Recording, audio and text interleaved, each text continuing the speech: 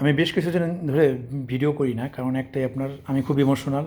আমার অনেক আমি খারাপ কষ্ট সহ্য করতে পারি না, তেমন খারাপ লাগে। যেমন ওসমান হাদির ব্যাপারটা নিয়ে আমি অনেক মর্মাহত, খুবই মর্মাহত।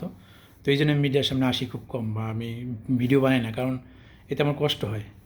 আমি ওসমান হাদির কথা মনে পড়লে, তারপরে এই যে তার ফ্যামিলি, হ্যাঁ, এত ইয়াং বয়সে সে মারা গেল, তাকে হত্যা করা হইলো, এটা ভাবতেই আমার চোখে জল এসে যায়।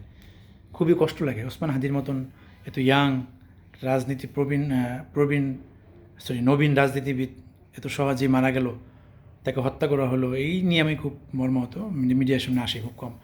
তো ওসমান হাদির মৃত্যুর পর যিনি আবার আমাদের বডি বিল্ডার ফেডারেশনের যে ভালো একজন বাংলাদেশের বডি বিল্ডার, তার নাম হচ্ছে নাজমুস সাকিব।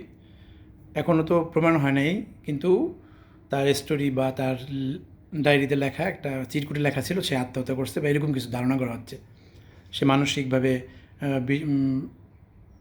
ছিল আপনার, মানসিকভাবে একটু বিকারগ্রস্ত ছিল, যার কারণে সে হয়তো আত্মহত্যা করতে পারে, এরকম ধারণা করতে পারে। কিন্তু আদৌ অনেকেই, বেশিরভাগ মানুষই, তার যে বিশ্বাস্য লোক, তারা কেউ বিশ্বাস করতে পারে না যে নাজমুস সাকিব সুইসাইড করতে পারে। কিন্তু অনেকে একটা শেয়ার করছে একটা মেয়ের ছবি, তার সাথে নাকি তার রিলেশন ছিল, ওখান থেকে হয়তো আঘাত পেয়ে এরকম হইতে পারে। কিন্তু একটা আঘাতের কারণে সে সুইসাইড করবে, এবং তার রুমের ভিতরে যে ফ্যানে ঝুলানো ছিল এটাও নিয়ে মানুষ সন্দেহ করতেছে সে মারা গেল কেন। তো এই নিয়ে খুব খারাপ লাগে যে নাজমুস সাকিবের মতন একটা ইয়াং আইকনিক বডি বিল্ডার সে এত সহজেই আত্মহত্যা করলো। তো এই নিয়ে অনেকে বলছে যে হয়তো নাজমুস সাকিব বডি বিল্ডার যে রেসপেক্ট পাওয়ার কথা তার ভিতর তো একটু ওইরকম হয়তো পায় নাই, বা বডি বিল্ডারদের একটু ইগো থাকে বেশি, হ্যাঁ, সামাজিকভাবে হয়তো ওইরকম সম্মান পায় না, যে আমি এত সুন্দর বডি বানালাম, এত কষ্ট করলাম, সামাজিকভাবে তোমাকে হেয় করে, দাম দেয় না, এরকম কিছু হইতে পারে। এটা অনেকে বলে, কিন্তু আদৌ এরকম না। কারণ একটা বডি বিল্ডারের সবচেয়ে ইম্পর্টেন্ট জিনিস হলো তার বডি। সে তার এই বডিকে সবসময় তার নিজের চেয়ে বেশি ভালোবাসে, নিজেকে ভালোবাসা বলে এটাকে। তো বডি বিল্ডার কখনো আত্মহত্যা করে না সহজে। কিন্তু সাকিব কেন করলো এটা এখনও তদন্ত সাপেক্ষে জানা যাবে। কিন্তু আর একটা জিনিস হলো আপনার, মানুষের ভিতরে হতাশা থাকবেই, কিন্তু এর মানে সুইসাইড না, সুইসাইড কাম্য না। তবে এই জন্য আপনার ভালো যারা সাইকোলজিস্ট আছে তাদের সাথে যোগাযোগ করা। কখনও যদি একাকিত্ব ফিল হয়, তাহলে আপনি মানুষের ভিতর চলা, বন্ধু বান্ধবের সাথে কিছু জিনিস শেয়ার করতে পারেন, হ্যাঁ, ভালো বন্ধুর কাছে শেয়ার করবেন, তাহলে তো এই টেনশন থাকবে না, বা মরার ইচ্ছাও থাকবে না। পৃথিবীতে আল্লাহ রব্বুল আলমিন মানুষকে বাঁচার অধিকার দিচ্ছে, ভালো কাজ করবে, ভালো কাজের মাধ্যমে সে মরার পরেও জীবিত থাকবে, ভালো কাজের মাধ্যমে।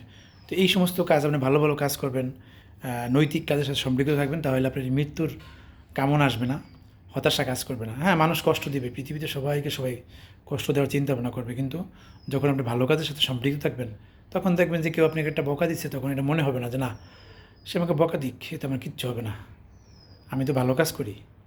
তো এই জন্যে ভালো কাজ, সবসময় ভালো কাজের সাথে সম্পৃক্ত থাকতে হবে। হ্যাঁ, সামাজিক ভালো ভালো কাজ থাকে, মানুষের উপকার করতে হবে, মানুষকে গুড অ্যাডভাইস করতে হবে। এইগুলো করলে তখন আর এই মৃত্যুর যে একটা আকাঙ্ক্ষা, দুনিয়া বাঁচবো কেন, আশা, হোপলেস থাকা, এটা হবে না। তো এই জন্য বলবো যে ভালো কাজ, বডি বিল্ডিং করবেন, এর পাশাপাশি ভালো ভালো কাজ করবেন। ভালো বডি বিল্ডিং করাতে এরকম না হয় যে আমি শুধু মেয়ে পটাবো, মেয়েদের পিছিয়ে ঘুরবো, এরকম না। বডি বিল্ডারও নিজের সুস্থতা এবং আমার এই বডির মাধ্যমে মানুষের উপকার করা, শারীরিক মানসিকভাবে মানুষকে আমি ভালো কাজের ইনভাইটেশন করা, যে কীভাবে ভালো থাকা যায়, কীভাবে নিজের শরীর স্বাস্থ্য ভালো রাখা যায়, হ্যাঁ, ঔষধ কম থাকা যায়, সুস্থ শরীরে বাঁচা যায়। হ্যাঁ, যদি যে যে ধর্মের থাকেন সেই ধর্মের অনুসরণ করবেন, সেই ইসলাম ধর্মে থাকলে ইসলামিক অনুসরণ করবেন, হিন্দু ধর্মে থাকলে হিন্দুদের যে মূল নীতি সেটা ফলো করতে পারেন। এই যদি এই আদর্শ থাকে তার ভিতরে, সেটা সুইসাইড করবে না। তাহলে সুইসাইড কারো কাম্য না, আত্মহত্যা কারো কাম্য না। সবসময় নিজেকে ভালোবাসবেন। নিজেকে যদি অনেক বেশি ভালোবাসেন, তাহলে এই মানুষের নেগলেন্স বা মানুষের অপমান কাজে আসবে না। সো নাজমুস সাকিবের ব্যাপারটা এখনও প্রক্রিয়াধীন, তদন্ত চলতেছে, হয় তদন্ত হবে, তখন বোঝা যাবে যে কে কেন মারা গেল। তবে এখন একটা সবাই বলে একটা নারীর নাকি সম্পৃক্ততা আছে, এই মেয়েটা নাকি তার জন্য কাল হয়ে দাঁড়িয়েছে। যাই হোক, সবশেষে সবাই ভালো থাকবেন, দোয়া করি, সুস্থ থাকবেন, এই প্রত্যাশা। আল্লাহ হাফেজ।